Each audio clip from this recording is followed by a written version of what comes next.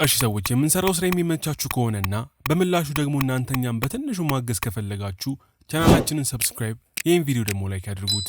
ታሪካችን የሚጀምረው አሁን ካለንበት ብዙ ሺህ ዓመታት ቀደም ብሎ ያለውን ጊዜ እያሳየን ሲሆን ከሰማየ ሰማያት ላይ አንድ ተወርዋሪ ኮከብ ወደ አንድ ምድር ተምዘግዝጎ በመምጣት የአፍሪካ እምብርት በሆነችው ዋካንዳ የተባለች ስፍራ ላይ ሲያርፍ እየተመለከትን ነው።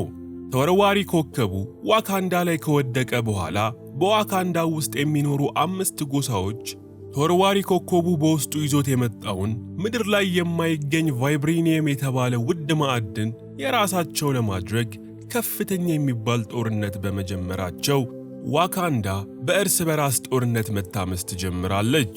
ለዓመታት ከዘለቀ የእርስ በራስ ጦርነት በኋላ አንድ ሰው ፈጣሪ በገለጸለት ዕውቀት መሰረትነት ከተወርዋሪ ኮከቡ ፍርክስካሽ አፈር ላይ የበቀለን አንድ ልዩ ኃይል የሚሰጥን እጽዋትን ቅጠሉን ጨምቆ እንዲጠጣ ትዕዛዝ ይሰጠውና ሰውየውም ይህን ከጠጣ በኋላ ከሌላው ሰው በተለየ ሁኔታ ልዩ ጉልበት ያለው ሰው በመሆን በሀገሪቱ ላይ ብላክ ፓንተር ተብሎ መጠራት ይጀምራል።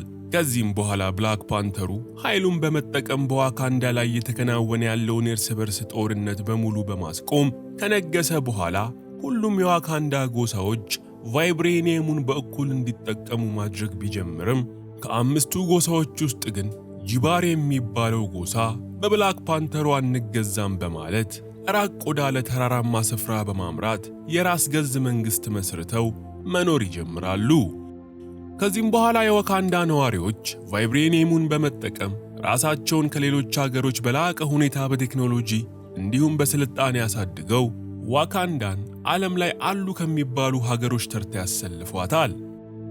እንደ አውሮፓውያን አቆጣጠር በ1992 ዓመተ ምህረት አሜሪካን ኦክላንድ ከተማ ውስጥም የዋካንዳ ንጉሥ ወንድም የሆኑ ጆቡና ጓደኛው ዙሪ አንድ አፓርትመንት ውስጥ እያሉ የጆቡ ልጅ ደግሞ ውጪ ላይ የተጫወተ እንመለከታለን። ድንገት ግን የአፓርትመንቱ በር ይንኳኳና ጆቡ በሩን ሲከፍተው ዶራ ሚላጅ በመባል የሚጠሩ ሴት የዋካንዳ ወታደሮችን ቆሞ ይመለከታል። ከዶራ ሚላጆችም ጋር የዋካንዳ ንጉሥ የሆነው ሰው ቻካ ወደ ውስጥ ከገባ በኋላ ወንድሙ ጆቡን በዋካንዳ ብቻ የሚገኘውን ቫይብሬኒየም ለምን እንደሰረቀ ቢጠይቀውም ጆቡ ግን ቻካ የሚለው ነገር ሐሰት እንደሆነና ምንም አይነት ቫይብሬኒየም ከዋካንዳ እንዳልሰረቀ የዋካንዳ ንጉሥ እንዲሁም ወንድሙ ለሆነው ቻካ ይነግረዋል። በዚህ ወቅት ግን ከጆቡ ጋር አብሮ የነበረው ዙሪ በድብቅ ለቻካ ይሰራ የነበረና ይህንንም መረጃ ለቻካ ያቀበለው እርሱ ስለነበር ዙሪ በቻካ ፊት ጆቡ ቫይብሬኒየሙን መስረቁን ይመሰክርበታል።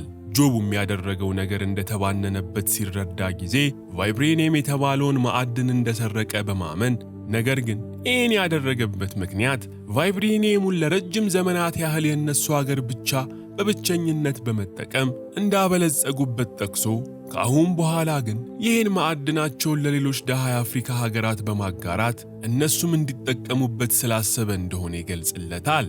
ንጉሥ ቻካ ግን ይሄ የጆቡ ሐሳብ በጭራሽ ተቀባይነት እንደሌለው በመንገር እዚህ ድረስ የመጣውም ወደ ዋካንዳ ወስዶ ሊያስረው እንደሆነ ሲገልጽለት ጊዜ ጆቡ ጓደኛው መስለው እቅዱን ሁላ ለወንድሙ ያሳበቀበትን ዙሪን በንዴት ሊገርለው ሲል ቻካ ፈጥኖ ጣልቃ በመግባት ወንድሙ ጆቡን ይገርለዋል። ይህ ከሆነ በኋላም ቻካ በሐዘን እንደተዋጠ የጆቡን አስክሬን እዛው ትቶ ዙሪን በመያዝ በጀት ወደ ዋካንዳ ሲመለሱ ውጪ ላይ የነበረው ትንሹ የጆቡ ልጅ ወደ ሰማይ አንጋጦ ይመለከታቸዋል። ይህ ከሆነ ከዓመታት በኋላም ቻካ የተባለው የቀድሞ የዋካንዳ ንጉሥ ይሞትና ቲቻላ የተባለው የቻካ ልጅ በአባቱ ዙፋን ላይ ሊቀመጥ እንደሆነ እንረዳለን። አንድ ምሽትም ቲቻላ ኦኮዬ ከተባለች ዶራ ሚላጅ በመባል የሚታወቁት የሴት ጦረኞች መሪ ጋር በመሆን ናኪያ የተባለችዋን በአሸባሪዎች ቁጥጥር ስር ያለችዋን የቲቻላን ፍቅረኛ ለማዳን በጀት እየበረሩ አሸባሪዎቹ ወደሚገኙበት ስፍራ ያመራሉ። እዛም እንደደረሱ ቲቻላ ልዩ ኃይል የሚያጎናጽፈውን ከቫይብሬኒየም የተሰራ የብላክ ፓንተር ልብስ በመልበስ ከጀቱ ይወርዳል። እዛም የእሱን ፍቅረኛ ናኪያን እንዲሁም ሌሎች አሸባሪዎችን በሚያስገርም ጥንካሬና ቅልጥፍና ቀጥቅጦ በመጣል በአሸባሪዎቹ የታገቱትን በሙሉ ነፃ ያወጣቸዋል። ቀጥሎም ቲቻላ ኦኮዬና ናኪያ በመሆን በጀት ወደ ዋካንዳ ይመለሳሉ። ዋካንዳም እንደደረሱ የቲቻላ እናት የሆነችው ራንዳና እህቱ ሹሪ አቀባበል አድርገውላቸው ሲያበቁ የቲቻላ እናት ራንዳ ቲቻላ የዋካንዳ ንጉሥ ሆኖ በይፋ የሚሾምበት ቀን ዛሬ ስለሆነ ራሱን እንዲያዘጋጅ ታዘዋለች። ከጥቂት ሰዓታት በኋላም ቲቻላ ንጉሥ ሆኖ ወደሚሾምበት በከፍተኛ ስፍራ ላይ የሚገኝ የውሃ ፏፏቴ ጋር ሁሉም የዋካንዳ ጎሳዎች በተገኙበት ቲቻላ ይመጣል። እዛም እንደደረሰ አሁን ላይ ዕድሜው በ50ዎቹ የሚገኘው ዙሪ የንግስና ሥርዓቱን ከመፈጸሙ በፊት ቲቻላን እንደ ንጉሥ አድርጎ መቀበል የማይፈልግ ሰው ካለ አሁኑኑ ወደፊት በመምጣት ከቲቻላ ጋር መፋለም እንደሚችልና ቲቻላን ማሸነፍ ከቻለ በቲቻላ ፋንታ የዋካንዳ ንጉሥ ተደርጎ እንደሚሾም ይገልጽላቸዋል። በዚህም መሃል አፈንግጠው የወጡት የጂባሪ ግዛት አስተዳዳሪ የሆነው ኢምባኩ ከራሱ ሰዎች ጋር በመሆን ወደፊት ይመጣና ለንጉሥነት ሥልጣን ቲቻላን መገዳደር እንደሚፈልግ ስለገለጸ ዙሪ ቲቻላንና ኢምባኩ ተፋልመው ያሸነፈው ሰው ቀጣዩ የዋካንዳ ንጉሥ እንደሚሆን ይገልጽላቸዋል። በዚህም መሠረት በቲቻላና ኢምባኩ መካከል ፍልሚያ ተጀምሮ ሁለቱም በያዙት መሳሪያ እልህ አስጨራሽ ፍልሚያ ሲያደርጉ ቆይተው ኢምባኩ የበላይነቱን ማግኘት ይጀምራል። ብዙም ሳይቆይ ግን ቲቻላ ራሱን በማጠንከር በኢምባኩ ላይ ስላየለበት በመጨረሻም ቲቻላ ኢምባኩን አሸንፎ እጅ እንዲሰጥ ያደርገውና ቲቻላ አዲሱ የዋካንዳ ንጉሥ በመሆን ይሾማል። ቲቻላ ኢምባኩን አሸንፎ ንጉሥ መሆኑን ከተረጋገጠ በኋላ በዋካንዳዎች ሥርዓት መሠረት ቲቻላ ልዩ ኃይል የሚያጎናጽፈውን ከተወርዋሪ ኮከብ አፈር ስር የበቀለውን ጥንታዊ ቅጠል ተጨምቆ እንዲጠጣ ይደረግና ቅጠሉ ሥራ መሥራት የሚጀምረው ቅጠሉን ተጨምቆ የጠጣው ሰው አፈር ውስጥ ሲቀበር ስለሆነ ቲቻላን አፈር ላዩ ላይ አድርገው ይቀብሩታል። ቲቻላ ቅጠሉን ጠጥቶ ከተቀበረ በኋላ በመንፈስ የአባቱ ቻካ ነፍስ ወዳለበት ስፍራ በመጓዝ አባቱ ቻካን ያገኘዋል። ቲቻላም አባቱን እንዳየው በሐዘንና በመናፈቅ ስሜት ሆኖ በመቅረብ ከአባቱ ጋር ሲነጋገር አባቱም ቲቻላን አስተዋይና ከሱ የተሻለ ንጉሥ እንዲሆን ከመከረው በኋላ ቲቻላን ወደ ትክክለኛው ዓለም እንዲመለስ ያደርገዋል። በሌላም የዓለማችን ክፍል እንግሊዝ ውስጥ ደግሞ ኪልሞንገር የተባለ አንድ ሰው የእንግሊዝ ትልቅ ሙዚየም ውስጥ እየተዘዋወረ በአስጎብኚዎች አማካኝነት እየጎበኘ እያለ ኪልሞንገር አስጎብኚዋ የምትጠጣው መጠጥ ላይ ሳታየው የሚያሳምም መድኃኒት ስለጨመረባት አስጎብኚዋ መሬት ላይ ወድቃ መንፈራፈር ትጀምራለች። ብዙም ሳይቆይ ግን ክላውስ የተባለ አንድ ሰው ከሌላ ግብረ አበሩ ጋር በመሆን የታመመችዋን አስጎብኚ ሊረዱ የመጡ የጤና ባለሙያዎች መስለው ወደ ሙዚየሙ ከገቡ በኋላ ሽጉጥ አውጥተው በሙዚየሞቹ የሚገኙ ጥበቃዎችን በሙሉ ይገድሏቸዋል። ክላውስም ከኪልሞንገር ጋር አብሮ የሚሰራ ዕውቅ አሸባሪ ሲሆን እዚህ ሙዚየምም የመጡበት ዋና ዓላማ ሙዚየም ውስጥ የሚገኝን ከቫይብሬኒየም የተሰራ መዶሻ መሰል መሳሪያ ለመስረቅ እንደሆነ እንረዳለን። ኪልሞንገርና ክላውስም ከቫይብሬኒየም የተሰራውን መሳሪያ ከሰረቁ በኋላ ፖሊስ ከመድረሱ በፊት አምቡላንሳቸውን አስነስተው ከአካባቢው ይጠፋሉ። ከቫይብሬኒየም የተሰራው መሳሪያ መሰረቅ ዜና ዋካንዳ ድረስ ከተሰማ በኋላ የዋካንዳ ንጉሥ የሆነው ቲቻላ ቫይብሬኒየሙን የሰረቁት ሰዎች በቫይብሬኒየሙ አደገኛና አጥፊ መሳሪያ ሊሰሩበት ስለሚችሉ ቫይብሬኒየሙን ማስመለስ እንዳለባቸው ውሳኔ ወስናል። ይህ ከሆነ ከጥቂት ቀናት በኋላ ቲቻላ ኦኮዬና የቲቻላ ፍቅረኛ የሆነችው ናኪያ ቫይብሬኒየሙን የሰረቀው ክላውስን በቁጥጥር ስር ለማዋል ክላውስ አለ ተብሎ ወደሚታሰብበት ቡሳን የተባለ ሀገር ይሄዳሉ። እነ ቲቻላም በደረሳቸው መረጃ መሠረት ክላውስ የሚገኝበት የመዝናኛ ቤት ውስጥ ሲገቡ ቲቻላ ሮዝ የተባለውን እንደነሱ ሁሉ ደግሞ ክላውስን በቁጥጥር ስር መዋል የሚፈልግ አንድ የአሜሪካ ኤጀንት ያገኘዋል። በዛው ቅጽበትም የአሸባሪው ክላውስ ጠባቂው የሆነው ሰው እነ ቲቻላ ከሌላ ሀገር የመጡ ጸጉረ ልውጦች እንደሆኑ አውቆ ጥይት ይከፍትባቸውና ቲቻላ ኦኮዬና ናኪያ ከክላውስ ሰዎች ጋር መፋለም ይጀምራሉ።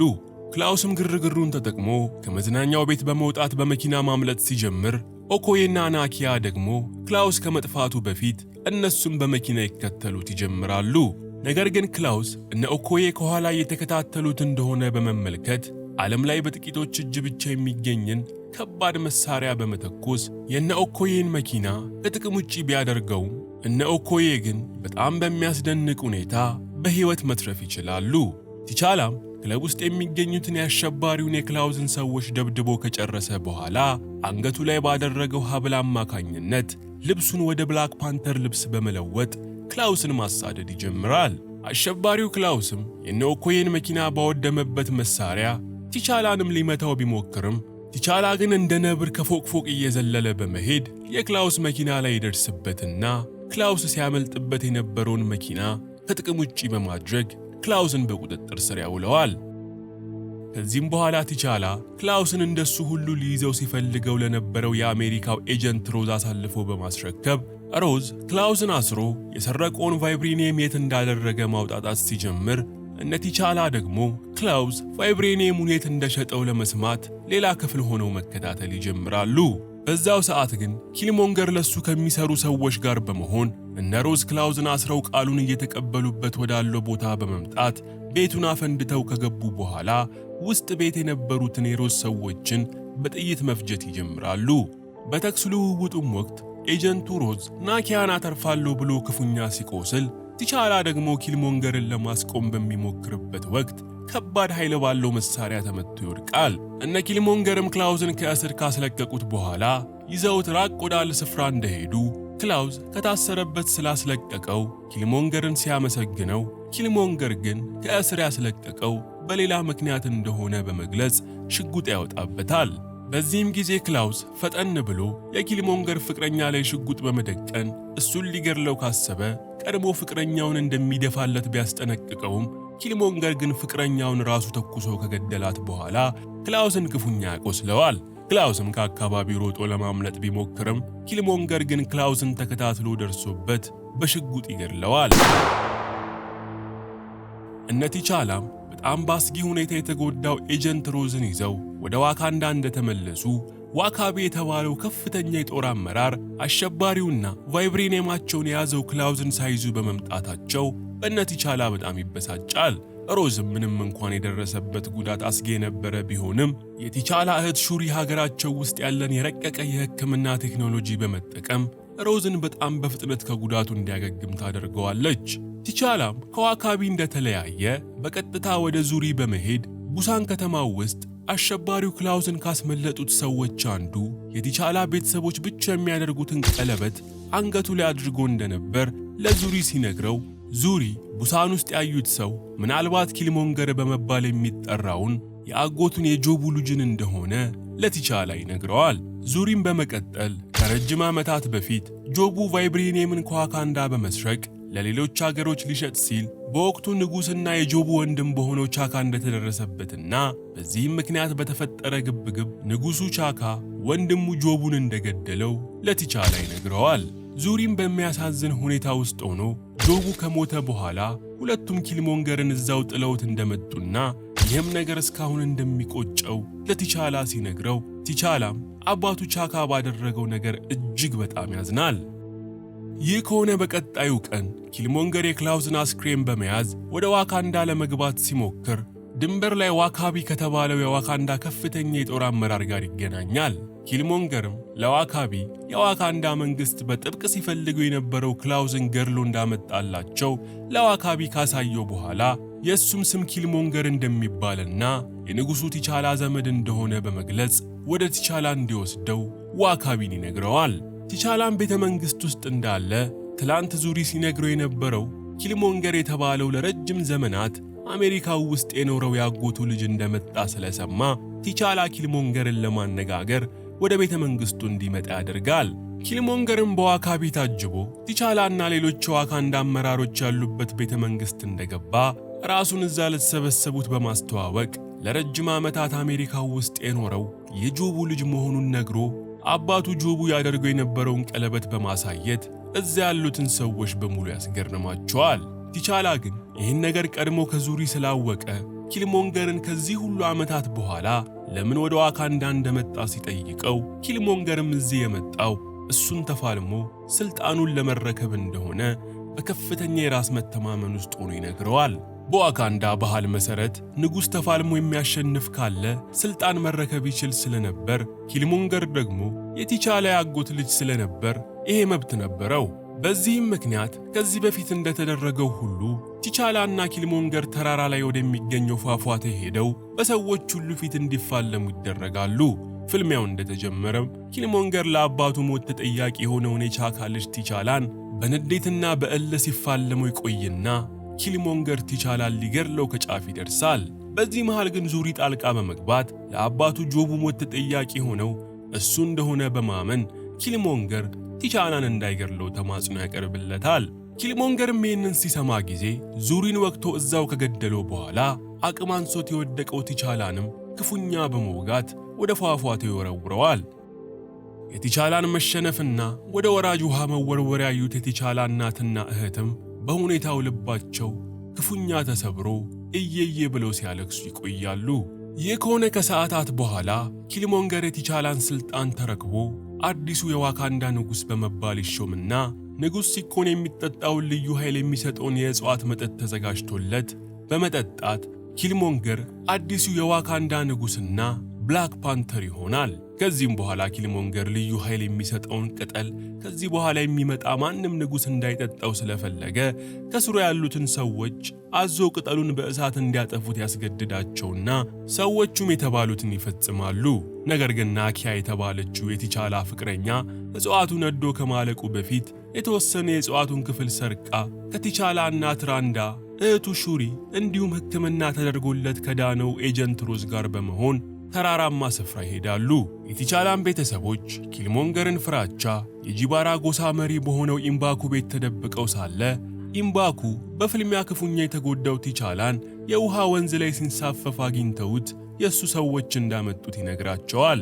የቲቻላን ቤተሰቦች የሰሙትን ነገር ማመን አቅቷቸው በደስታ ቲቻላ ወደተኛበት ክፍል ከሄዱ በኋላ ናኪያ ሰርቃ ያመጣችውን ልዩ ኃይል የሚያጎናጽፈውን ቅጠል በድጋሚ ለቲቻላ በማጠጣት ቲቻላ በድጋሚ ኃይል ነስቶ እንዲያንሰራራ ታደርገዋለች።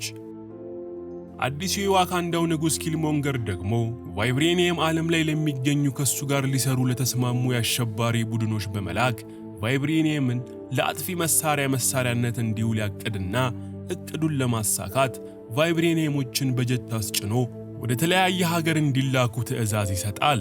ቫይብሬኒየሙንም የጫኑት ጀቶችም መንቀሳቀስ ሊጀምሩ ሲሉ በጣም በሚያስገርም ሁኔታ ከሞት አፋፍ ላይ የተመለሰው ቲቻላ የብላክ ፓንተር ልብሱን ለብሶ ከቤተሰቦቹ ጋርና ከኤጀንት ሮዝ ጋር በመምጣት የመጀመሪያውን ጀት አጋይተው ከዋካንዳ እንዳይወጣ ያደርጉታል። ኪልሞንገርም የቲቻላን ከሞት አንሰራርቶ መምጣት ሲመለከት ጊዜ እሱም ንጉሥ ከሆነ በኋላ የተሰጠውን የብላክ ፓንተር ልብስ ሰውነቱን ካስታጠቀ በኋላ በነ ቲቻላና በነ ኪልሞንገር ሰዎች መካከል ከባድ ፍልሚያ ይጀመራል። የሴቶቹ ጦር መሪ የሆነችው ኦኮዬም ለቲቻላ በመወገን ኪልሞንገርን ስትከዳው፣ ባሏ ዋካቢ ግን የኪልሞንገርን ትዕዛዝ በማክበር ከኦኮዬና ከቲቻላ ጋር መፋለሙን ይያዘዋል። በዚህ መሃል ግን ኢምባኩ ብዙ ሰራዊት ያለው ጦሩን አስከትሎ ፍልሚያው ቦታ በመምጣት ቲቻላን ደግፎ ለኪልሞንገር እየተፋለሙ የነበሩ ሰዎችን እንደ ገመሬ ዝንጀሮ እያፈረጠ እንዲሁም እየወረወረ ይጥላቸው ይጀምራል። ቅልጥ ካለ ውጊያ በኋላ በመጨረሻም ቲቻላ ከኪልሞንገር ጋር በቀጥታ ፍልሚያ በመጀመር ሁለቱም የቫይብሬኒየም ማዕድን ወደሚወጣበት የተወርዋሪ ኮከብ ሆድ ዕቃው ውስጥ አንገት ለአንገት እንደተናነቁ ተያይዘው ይወድቃሉ። በዚህ ወቅት ግን ቲቻላ ከባለፈው ፍልሚያ ራሱን ፍጹም አሻሽሎ ስለነበር ከኪልሞንገር ጋር ለአስጨራሽ ትግል ሲያደርግ ቆይቶ በመጨረሻም ቲቻላ ኪልሞንገርን ወቅቶ ከሞት አፋፍ ላይ ያደርሰዋል።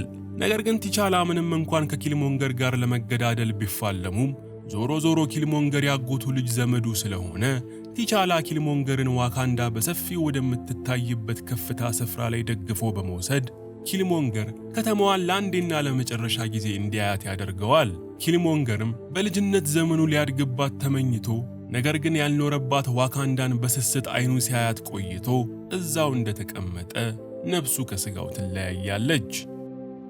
በመጨረሻም ከዚህ ሁሉ ትርምስ በኋላም ቲቻላ ያጎቱ ጆቡ ህልም የነበረውን ቫይብሬኒየምን ከሌሎች ሀገራት ጋር በፍትሃዊነት የመጠቀም እቅድ እውን ለማድረግ በመወሰን ቲቻላ ሀገሩ ዋካንዳን ወክሎ ይህን ውሳኔ ለዓለም መንግስታት በማሳወቁ ከሱ በፊት የነበሩት ንጉሶች ያላደረጉትን ነገር ለማድረግ የመሰረት ድንጋዩን ማስቀመጡን ሲጀምር እያየን ታሪካችን ያልቃል።